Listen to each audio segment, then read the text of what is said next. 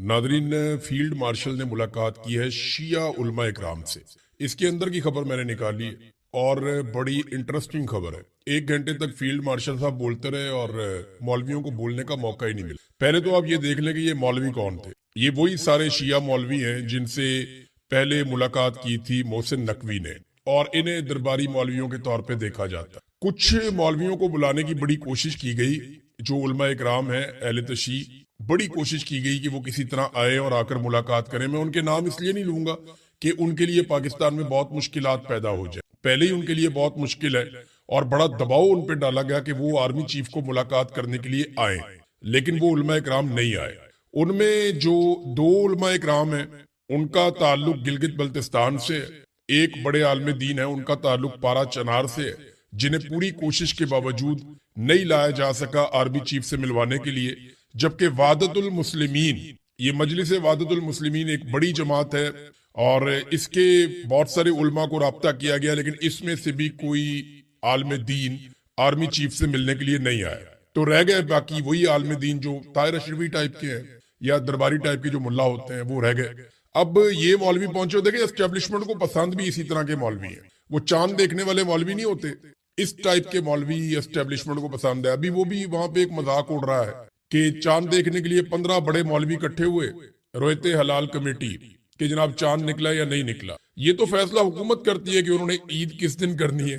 हुकूमत की अपनी सवाबदीद होती है, तो हुकूमत पहले ही मौलवियों को नॉर्मली बता देती है जो मुझे समझ है इसकी। तो वो मौलवी आए, चांद चूंद देख के चले गए। बाद में जो जर्नलिस्ट वहां पे मौजूद थे उन्होंने उसके अंदर देखा, जाके कैमरा में जो वो दूरबीन लगाई हुई थी उसके अंदर देखा, तो उन्होंने इंकशाफ किया जी ये तो दूरबीन ही उल्टी लगी हुई है, यानी वो मामला ही सारा उल्टा हुआ है। और मौलवी यहाँ पे देखकर चले गए और किसी एक मौलवी ने भी नहीं कहा कि जनाब इसको कुछ सीधा विदा करें। बहरहाल अब वो उसकी तौजीह दी जा रही है कि जनाब ये ऐसे ही होती है। बहरहाल जैसे भी होती है, ये मौलवी इसी तरह के, और ऐसे ही उल्टी मशीनें देखने वाले मौलवी जो हैं वो एस्टेब्लिशमेंट को पसंद है इस किस्म के। ये वहां पे जो जर्नलिस्ट हैं उन्होंने ये कहा था, उन्होंने ये दावा किया कि ये मौलवी क्या देख कर गए, और किसी ने इसके अंदर कोई शिकवा या कोई बातचीत भी नहीं की। बहरहाल ये जो मौलवी आए ये सारे के सारे अहले तशी थे जिनको इकट्ठा किया गया। एक तो फील्ड मार्शल आसिम मुनीर को ये जेब नहीं देता, फौज के अंदर कोई शिया सुन्नी वहाबी देवबंदी नहीं होना चाहिए, होता है लेकिन नहीं होना चाहिए, ये एक हकीकत है। लेकिन मिलिट्री क्यादत की सतह पे इससे गुरेज करना चाहिए। मिलना है तो उलमा इकराम से मिले, जिनाब हम शिया से अलग मिलेंगे। ये एक डिवाइड आप पैदा कर रहे हैं, एक तरह से आप बता रहे हैं कि ये फिरका, तो ये एक तरह से आप खुद डिवाइड पैदा कर रहे हैं, तकसीम पैदा कर रहे हैं। तो जनाब क्योंकि ईरान का मामला है तो इसलिए फिर शिया उलमा इकराम से मिलना पड़ गया। जब कभी किसी और मुल्क का मामला होगा तो फिर दूसरे उलमा इकराम से भी मिलना पड़ जाएगा। तो ये तकसीम खुद ही जाहिर कर रहे हैं। ISPR ने बहरहाल मौलवी वहां तो बोले नहीं ज्यादा, जो मेरी इतला है उसके मुताबिक फील्ड मार्शल ही बोलकर गए और बड़े गुस्से में बोलकर गए, और लुब्बे लुबाब उनकी गुफ्तगू का ये है कि मुझे पाकिस्तान में तुम लोगों की तरफ से कोई टेंशन नहीं चाहिए, हम जो मर्जी करें, बाहर दुनिया में जो मर्जी होता रहे, यहाँ पाकिस्तान में कोई ड्रामा नहीं चाहिए। यानी इस किस्म का लुब्बे लुबाब जो है वो ये था। और मौलवियों को काफी सख्त बातें सुननी पड़ी फील्ड मार्शल आसिम मुनीर साहब से। ISPR ने 5 मिनट और 9 सेकंड की एक वीडियो जारी की है इन मौलवियों की कि, और एक्चुअली तो ये नहीं है कि उन्होंने ऑफिशियली यूं करके जारी कर दी, लेकिन ये आई वहीं से है। उसी तकरीब के बाद मौलवी एक ही जगह पे बारी बारी बैठ रहे थे और वो जुमले बोल रहे थे, और उन जुमलों को काट छांट के एक 5 मिनट और 9 सेकंड की एक वीडियो जारी कर दी। वो वीडियो मैंने सारी देखी है। अब उस वीडियो को देखने के बाद ना मैं आपके सामने कुछ चीज रखूंगा, लेकिन पहले 2 अहम पॉइंट जो आसिम मुनीर साहब ने इस मुलाकात में बताया। एक तो उन्होंने बड़ा क्लियरली, आसिम मुनीर साहब ने, फील्ड मार्शल ने कह दिया कि गिलगित बल्तिस्तान में जो नौजवान पकड़े गए हैं, जो एहतजाज करने वाले लोग पकड़े गए हैं, हालांकि वहां के जो मकामी अफराद हैं वो ये बताते हैं कि एहतजाज के अंदर जानबूझकर शरपसंद अनासिर शामिल करवाए गए जिनकी निशानदेही की गई, लेकिन उनको किसी ने नहीं पकड़ा। बाद में जो नौजवान पकड़े गए उनके बारे में लोग दावा करते हैं कि उनका कसूर नहीं है। बहरहाल वो तो पता चलेगा इन्वेस्टिगेशन में। लेकिन फील्ड मार्शल आसिम मुनीर ने ये अहले तशी मौलवियों को बता दिया कि इनका तो ट्रायल होगा मिलिट्री कोर्ट में, इनका ट्रायल करवाया जाएगा मिलिट्री कोर्ट में। ये बात उन्होंने क्लियर कर दी कि ट्रायल मिलिट्री कोर्ट में होगा इनका, जिनको पकड़ा है गिलगित बल्तिस्तान में, इसके बीच में कोई ना आए। बड़ी सख्त उन्होंने इसमें बातचीत की। दूसरा, फील्ड मार्शल ने कहा कि ईरान अपनी लड़ाई तो अच्छी लड़ रहा है, लेकिन हमारा सऊदी अरब के साथ एक दिफाई मुआहदा है और ईरान को सऊदी अरब के मामले में मोहतात रहना चाहिए और सऊदी अरब के साथ कोई मामला ईरान को नहीं करना चाहिए। और ये याद रखना चाहिए ईरान को कि हमारा सऊदी अरब के साथ एक दिफाई मुआहदा है। अगर सऊदी अरब ने हमें बुलाया या आवाज दी तो हमें पोजीशन लेनी पड़ेगी, यानी पाकिस्तान फिर सऊदी अरब के साथ खड़ा होगा, यानी आसान अल्फाज में पाकिस्तान सऊदी अरब के साथ लड़ जाएगा। अच्छा, फील्ड मार्शल चले गए, मौलवियों के बयान रिकॉर्ड हो रहे थे। अब वो जरा बयानात अगर मैंने सारे के सारे सुने तो इस सारे बयान के अंदर था क्या, जरा ये आप सुने, आपको पता चलेगा। ये दिन रात अहले बैत की कुर्बानियों का दर्स देते हैं। ये वो मौलवी हैं जो दिन रात कुर्बानी का दर्स देते हैं, करबला के वाकयात सुनाते हैं। ये वो मौलवी हैं जो मिंबर पे बैठ के मजहब का और कुर्बानी का चूरन देते हैं कौम को। और जब अब इनकी अपनी बारी आई तो इनकी हालत ये थी कि इन मौलवियों ने वहां पे ना इसराइल की मजम्मत की, पूरे स्टेटमेंट में आप देख लें कहीं नहीं है, ना इन मौलवियों ने कहीं पे अमेरिका की मजम्मत की, पूरे स्टेटमेंट में कहीं नहीं है। ईरान पर किसी हमले की मजम्मत नहीं की गई, पूरे स्टेटमेंट में कहीं नहीं है। बोर्ड ऑफ पीस में पाकिस्तान क्यों गया इस बारे में इन्होंने कुछ पूछा नहीं, कोई बात नहीं की। गजा में पाकिस्तान ने जो फौज भेजने की अर्जी भेजी अमेरिका को, उसके ऊपर इन्होंने कोई बात नहीं की। ईरान में मासूम बच्चियों की शहादत हुई, उसके ऊपर इन लोगों ने कोई बात नहीं की। ईरानी लीडर आयतुल्लाह खामनाई, उनकी शहादत के ऊपर इन मौलवियों ने कोई लफ्ज नहीं बोला। जो दीगर लीडर मारे जा रहे हैं ईरान के अंदर, उसके ऊपर इन्होंने कोई तस्करा नहीं किया। मस्जिद अक्सा के जो बंद दरवाजे हैं उनका कोई जिक्र नहीं किया। फलस्तीन और गजा का इन्होंने नाम तक नहीं लिया। और ये भी नहीं पूछा कि डोनाल्ड ट्रंप को अमन का नोबेल इनाम आप किस खुशी में दे रहे हैं। यानी ये मौलवियों की हालत है, दिन रात मिंबर के ऊपर बैठ के कुर्बानी देंगे, वाकया करबला हमें ये सिखाता है। ये सारा दिन यही करते हैं ना, ये मौलवी कौम को यही बताते हैं। तो अब आप ये देख लें कि इनकी अपनी हालत क्या है कि इनसे वहां पे एक लफ्ज नहीं बोला गया। लफ्ज फलस्तीन, लफ्ज इसराइल, लफ्ज अमेरिका इनसे बोला ही नहीं गया। बच्चियों के कत्ल तक के ऊपर इन्होंने बात नहीं। इनसे बेहतर तो वो यूरोपीय ममालिक में रहने वाले गैर मुस्लिम है जो इस्लाम को जानते भी नहीं है, लेकिन वो इंसानियत के नाते मुजम्मत तो कर रहे हैं, इंसानियत के नाते सच तो बोल रहे हैं, वो जुल्म को जुल्म कहने की जुर्रत तो कर रहे हैं। इन मौलवियों में तो इतनी सी जुर्रत नहीं थी। इनकी शक्लें जरा आप याद रखिएगा कि इन्होंने वहां पे सिर्फ जाके तारीफें की हैं फील्ड मार्शल की, फौज की, और अफगानिस्तान के खिलाफ बात की है, फितनतुल हिंदुस्तान, फितनतुल खवारिज और इन चीजों के बारे में इन्होंने बात की है। लेकिन जो असल मसला है इस वक्त पाकिस्तान का और दुनिया का सबसे बड़ा, उस पर इन्होंने बात नहीं की। और लुब्बे लुबाब ये है कि इन मौलवियों को बता के समझा दिया गया कि खबरदार अगर किसी ने चूं चां भी की तो खबरदार कोई अपनी जगह से हिला, बाहर जो मर्जी होता रहे, हम जो मर्जी करते रहे, तुम्हारा कोई काम नहीं है बोलने का, बात करने का। बहरहाल वो तो देखेंगे, जब होगा तब देखी जाएगी। ऐसा दिखाई देता है कि लड़ाई जल्द खत्म होने वाली नहीं है, क्योंकि अमेरिका का नुकसान बढ़ता जा रहा है और इसराइल हर हालत में इस लड़ाई को कंटिन्यू रखना चाहता है। नेतन्याहू का एक बहुत बड़ा मंसूबा सामने आया, मैं आपके सामने रखता हूं। लेकिन वॉल स्ट्रीट जर्नल की एक रिपोर्ट है, उसने इंकशाफ किया है कि अरब ममालिक ये एतराफ नहीं कर रहे, इस बात को मान नहीं रहे, मगर उनकी सरजमीन को अमेरिका ने हमलों की लॉन्चिंग के लिए लगातार इस्तेमाल किया है। यानी अमेरिका अपने हमलों के लिए अरब ममालिक की सरजमीन को इस्तेमाल कर रहा है, लेकिन अरब ममालिक मान नहीं रहे। ये बात की है वॉल स्ट्रीट जर्नल ने। इसके बाद जनाब हमारे पास यहाँ पे एक स्टेटमेंट है, कतर, बहरीन, कुवैत, अरब अमारात, सऊदी अरब हमारे साथ पहले दिन से ईरान जंग में हमारी मदद कर रहे हैं। ईरान जो है वो बिला वजह हमले कर रहा है, हमें फख्र है हम मिडिल ईस्ट के साथ मिलकर लड़ रहे हैं। ये स्टेटमेंट है जनाब अमरीकी वजीर दिफा का, और उन्होंने ये स्टेटमेंट दिया कि जनाब ये मुमालिक तो हमारे साथ हैं। अब वॉल स्ट्रीट जर्नल भी यही कह रहा है, पीट हेग्सेट भी यही कह रहा है, अमरीकी वजीर दिफा, डोनाल्ड ट्रंप भी ये बात करता है। बहरहाल सऊदी वजीर खारजा का स्टेटमेंट बहुत इंपॉर्टेंट है। तो ऐसा दिखाई देता है कि पाकिस्तान ने अब तैयारी कर ली है और ज़हन बना लिया है कि अगर सऊदी अरब ने आवाज दी तो पाकिस्तान इस लड़ाई में उतरने जा रहा है। सऊदी वजीर खारजा का स्टेटमेंट मैं आपके सामने रखता हूं, जो इस मौके पर बड़ा अहम है। सऊदी वजीर खारजा शहजादा फैसल बिन फरहान का मुसलमान ममालिक के वज़राए खारजा के साथ अहम इजलास के बाद ईरान के खिलाफ सख्त बयान। ईरान के अंदाजे गलत हैं, वो समझता है कि खलीजी ममालिक जवाब देने की सलाहियत नहीं रखते। हम किसी ब्लैकमेलिंग के आगे झुकेंगे और ना ही किसी धमकी से मरगूब होंगे। ईरान को फौरी तौर पर अपने हमले बंद करने होंगे और अपनी दुश्मनाना पॉलिसियां तर्क करना होंगी। ईरानियों ने पैगाम को नहीं समझा और अपने पड़ोसियों के खिलाफ हद से तजावुज किया है। ईरान की जानिब से तवानाई की सप्लाई को निशाना बनाना पूरी दुनिया को मुतासिर करता है। ईरान का तर्ज अमल तवील अरसे से मुसल्लह मिलिशियाओं और इंतहा पसंद ग्रोहों की हमायत पर मबनी रहा है। ईरान को यह समझना होगा कि इसके रवैये की संगीन नताइज बरामद होंगे। हम ईरानी जारहियत को रोकने के लिए हर मुमकिन जरूरी वसीला इस्तेमाल करेंगे। मुमलिकत और इसके शराकतदार बड़ी सलाहियतों के हामिल हैं और हमने जो सब्र दिखाया वो लामहदूद नहीं है। ये सब्र का खत्म होना एक दिन, 2 दिन या 1 हफ्ता भी हो सकता है, मैं वक्त नहीं बताऊंगा। यानी ऐसा लगता है कि अगले 1 हफ्ते के अंदर अंदर अरब ममालिक जो है वो अनाउंसमेंट कर सकते हैं और फिर उनको लड़ाई में उतरेंगे तो पाकिस्तान को भी उतरना पड़ेगा। और पाकिस्तान में शिया उलमा इकराम को बुला के आर्मी चीफ ने उन्हें कह भी दिया, एडवांस शटअप कॉल इसको कहते हैं, उनको दे दिए कि खबरदार किसी ने चूं चां की तो हम बाहर जो मर्जी करें।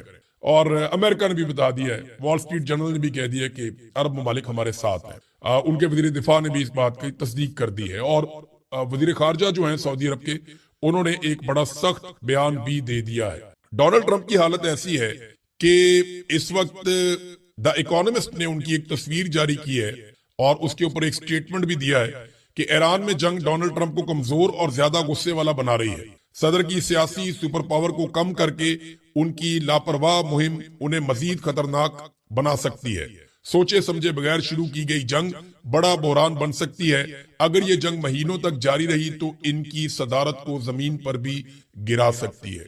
ये जनाब सदर ट्रंप के बारे में द इकोनॉमिस्ट ने लिखा। इनकी जरा तस्वीर देखें आप कि सदर ट्रंप ने सर के ऊपर एक टोपी पहनी हुई है जंगी और उसके ऊपर गोलियां उनकी आंखों के ऊपर आई हुई हैं। यानी ताकत के अलावा डोनाल्ड ट्रंप को अभी कुछ भी नहीं सूझ रहा। अब नाज़रीन आ जाए उस बड़े मंसूबे की तरफ जिसकी मैं बात करना चाह रहा था, लेकिन उससे पहले ट्रंप के गुस्से का रीजन क्या है। यहाँ ब्लूमबर्ग की एक रिपोर्ट है कि ईरान के खिलाफ जंग में अब तक अमेरिका के 16 जंगी जहाज जो हैं वो तबाह हो चुके हैं। 16 जंगी तैयारे, ये बहुत बड़ा नुकसान है। हमने इंडिया के 6 गिराए थे, डोनाल्ड ट्रंप ने बढ़ा के 11 तक पहुंचा दिए थे। तो डोनाल्ड ट्रंप के अपने जो हैं वो 16 अब तक तैयारे तबाह हो चुके हैं। ये इंकशाफ किया है ब्लूमबर्ग ने। अच्छा, इसके अलावा उन्होंने ये बताया कि 10 स्ट्राइक ड्रोन्स भी हैं जो तबाह हो गए हैं। 6 अमेरिकी जंगी जहाजों को शदीद नुकसान पहुंचा है और वो जहाज हैं जो तबाह होने वाले 16 जहाजों के अलावा हैं। यानी 6 को नुकसान पहुंच गया, 16 तबाह हो गए, ये तो फिर 22 हो गए। और उनके जो खौफनाक ड्रोन्स हैं बड़े शानदार, वो भी तबाह हो रहे हैं। तो 3 जो जंगी तैयारे हैं वो कुवैत की फिजाओं में तबाह हो गए थे पहले। और 135 टैंकर जो है तैयारे जो रिफ्यूलिंग करते हैं वो भी तबाह हुए हैं। 6 अरकान भी उसके जो है वो मारे गए अमेरिका के। और अभी एक जो तैयारा अमेरिका का गिरा उसकी एक फुटेज भी जारी कर दी है ईरान ने। ये जनाब दिखा रहे हैं कि ईरान ने गुज़िश्ता रात दुश्मन के 4 जंगी तैयारे तबाह कर दिए हैं। ये बात ईरानी फौजी तर्जुमान कह रहे हैं कि 4 तैयारे उन्होंने तबाह किए हैं। और एक उन्होंने फुटेज जारी की है जिसमें 5th जनरेशन स्टेल्थ F-35 तैयारे को जमीन से हिट किया गया।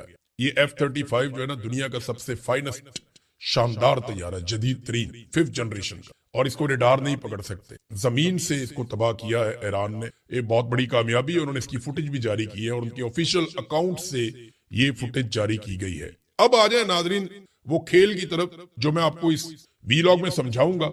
ये समझाने के लिए मैंने बहुत सारे नक्शे इकट्ठे किए हैं। ये नक्शे मैं आपके सामने रखने लगा हूं। इन्हें जरा आपने गौर से देखना है तो आपको समझ आ जाएगा कि नेतन्याहू एक्चुअली क्या कह रहा है। पहले आप नेतन्याहू की बात सुन। नेतन्याहू ने कहा कि मामला जोरी हथियारों का नहीं है, यानी जो दिखाई दे रहा है मामला जोरी हथियारों का दिखाई नहीं दे रहा। नेतन्याहू ने कहा कि मशरिक़े वुस्ता से तेल की पाइपलाइन इसराइली बंदरगाहों तक पहुंचाने का एक मंसूबा बनाया जा रहा है। यानी वो ये कहते हैं कि बाबे मंदब को और आबनाए हुर्मस को इसको नजरअंदाज किया जाए और सऊदी अरब के रास्ते उर्दन में दाखिल हों और वहां से इसराइल के जरिए से तमाम अरब ममालिक का तेल इसराइल में जाकर जमा हो और वहां से सारे यूरोप को मिले, यानी मगरबी ममालिक की मौजें लग जाएं। अब जरा ये नेतन्याहू ने कहा है, उसका ये स्टेटमेंट है, आप इसको निकाल के सुन सकते हैं, मेरे सामने पड़ा हुआ है। अब मैं आपको दिखाता हूं कि एक्चुअली सबसे पहला नक्शा कौन सा है। ये नक्शा देखिए, ये मिडिल ईस्ट का मैप है। इसमें आपको बहुत सारे ममालिक नजर आ रहे हैं। मैं आपको आसान करके आहिस्ता आहिस्ता समझाऊंगा। ये पहली तस्वीर आप देख रहे हैं, ये मिडिल ईस्ट का मैप है। इसमें जो नीला हिस्सा है वो समंदर है और जो बाकी अलग अलग कलर्स हैं वो अलग अलग ममालिक है। तो सबसे पहली तस्वीर दूसरी आप देखें, इसमें आपको सऊदी अरब रेड सर्कल में नजर आ रहा है। ये जो मुल्क है ब्राउन कलर का, ये सऊदी अरब है। इसके बाद अगली तस्वीर में जो सर्कल किया गया है ये ओमान है। इससे अगली तस्वीर में एक छोटा सा मुल्क है सऊदी अरब के साथ समंदर के किनारे, ये कतर है। और इससे अगली तस्वीर में जो मुल्क आपको नजर आ रहा है पर्पल कलर का, ये है यूएई, दुबई। और इससे अगली तस्वीर में एक बहुत छोटा सर्कल है जो कतर के साथ है, ये बहरीन है।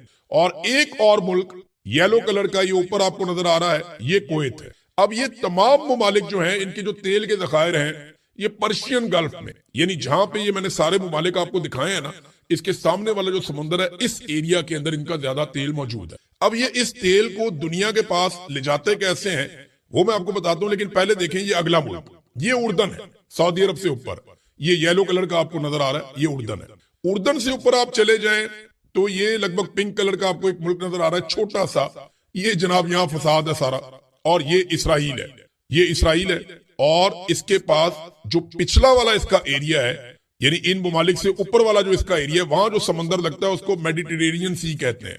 ये समुद्र तुर्की और यूरोप की तरफ जाता है, यानी यूरोप को जो मिलाता है गल्फ के साथ या खलीजी ममालिक के साथ, वो ये वाला समंदर है जो इसराइल से ऊपर की जानिब आपको नजर आ रहा है। अब आ जाए आप अगली तस्वीर में, तो ये एक तीर का निशान आपको नजर आ रहा है, ये जिस सब्ज मुल्क की तरफ इशारा कर रहा है ये है यमन। इसको सिर्फ आपने याद रखना। अब मैं आपको एक तस्वीर दिखा रहा हूं, इसमें आप ये देखें, ये एक लाल लकीर आपको दिखाई दे रही है, ये पर्शियन गल्फ से तेल लेकर चलते हैं। ये तेल का रास्ता है मगरबी ममालिक के लिए या यूरोपीय ममालिक के लिए जो तेल का रास्ता है, और यहीं से पूरी दुनिया को तेल जाता है। इंग्लैंड भी यहाँ पे आता है, यूरोप के सारे ममालिक, यूरोपीय यूनियन यहाँ पे आता है।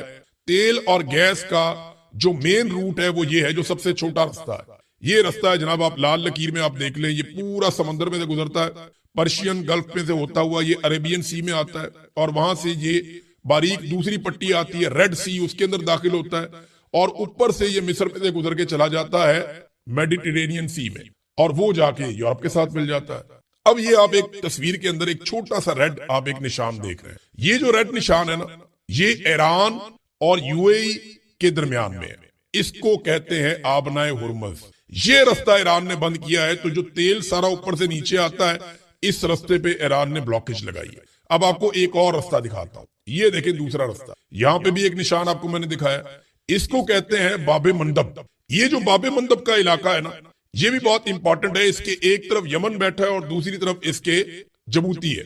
ये भी बहुत इंपॉर्टेंट एरिया है, यहां से तेल और गैस की तरसील के लिए, तिजारत के लिए बहुत अहम इलाका है। दिन रात यहां से जहाज गुजरते हैं, तो इसलिए यमन का ये एरिया हमेशा से फसाद की जड़ रहा। यहीं पे यूएई कंट्रोल करना चाहता है, सऊदी अरब और यमन के हौसी बागी भी, ईरान की भी यहाँ पे इंटरेस्ट है।